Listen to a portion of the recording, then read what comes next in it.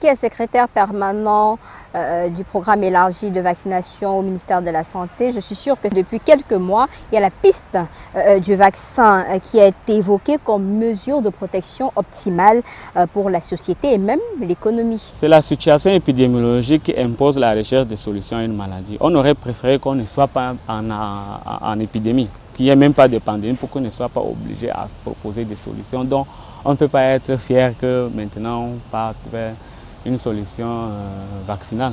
Maintenant, ça peut être un espoir, puisque la situation peut l'exiger. On a une incertitude sur l'évolution de la pandémie. On ne sait pas comment ça va évoluer. Puisqu'il y a plusieurs variants. Il y a plusieurs variants en circulation. Et justement, plus longtemps le virus va circuler, il va avoir la capacité de s'adapter à son environnement. Mais comment ça va se passer, Shalom, puisque dans l'opinion publique, vous comprenez, vous suivez l'actualité comme nous, les populations sont réfractaires à ce vaccin. Oui, effectivement, c'est un problème. Je dirais au niveau mondial, l'hésitation vaccinale, c'est comme ça que ça s'appelle, c'est l'une des 10 plus grandes menaces à la santé publique. Historiquement, le vaccin a été l'élément qui a été déterminant dans le contrôle de plusieurs maladies. Il y a eu beaucoup d'événements, surtout la circulation des informations de l'électrode qui s'est accentuée pendant la pandémie, qui a augmenté une certaine méfiance vis-à-vis de la vaccination. On a vu ce qui s'est passé en Afrique du Sud. Et puis il y a eu la résistance des personnes à se faire vacciner. Maintenant, on est conscient de cela.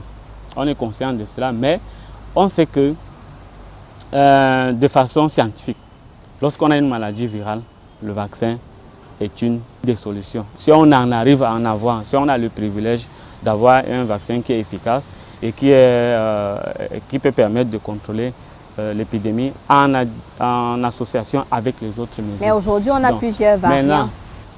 Maintenant, les variants des vaccins, lorsqu'on introduit la vaccination dans le dispositif de riposte, il faut surveiller de façon génomique quelle est la variante qui circule et on surveille sur le vaccin qui a été introduit et continue d'être efficace. Donc il faut toujours faire cette surveillance. Mais est-ce que vous avez les moyens au niveau du ministère dans le Cameroun, on a la capacité de la pour faire santé la publique. surveillance génomique. Le Cameroun a des laboratoires qui ont la capacité de faire la surveillance de la circulation des variants. Mais la question que je voudrais vous poser, est-ce qu'on est obligé de récupérer ces vaccins qui nous viennent de l'extérieur?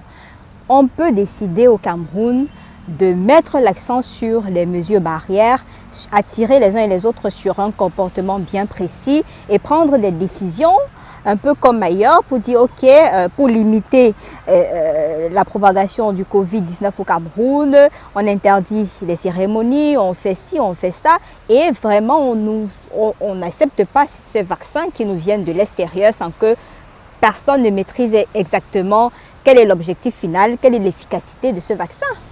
On n'est pas obligé de le prendre. Ça, c'est une volonté d'un pays de recourir à une solution additionnelle. Ça fait 1 an que nous sommes que nous subissons les effets de Covid, y compris sur l'économie nationale. Il y a une solution qui commence à montrer ses résultats dans des pays comme Israël, qui est allé très vite dans la vaccination, et comme la Grande-Bretagne actuellement.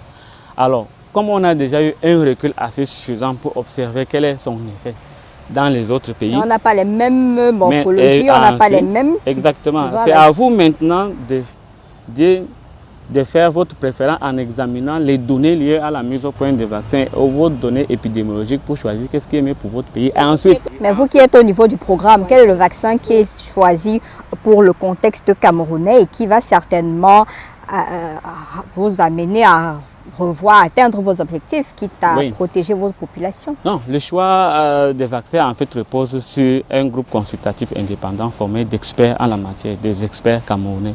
Donc pour le moment, on ne connaît pas encore le nom du vaccin? On a des préférences pour des vaccins qui peuvent être conservés dans notre chaîne de froid, dans notre condition entre +2 et +8. C'est une gamme qu'on propose aux décideurs pour qu'ils choisissent. Donc actuellement, on peut avoir dans le pipe le vaccin de AstraZeneca qui est déjà reçu l'approbation. Et maintenant, il y a d'autres qui sont en train d'être examinés comme le vaccin russe, Sputnik, ou le vaccin de Johnson & Johnson. Et donc, l'ensemble de ces options, justement, c'est ça qui est très intéressant. Vous avez toute une gamme et vous pouvez avoir des préférences à ces vaccins en fonction des résultats que vous voudrez produire. C'est la fin de l'invité de la semaine. J'aurai le plaisir d'être des vôtres la semaine prochaine avec un autre invité certainement. Bonsoir.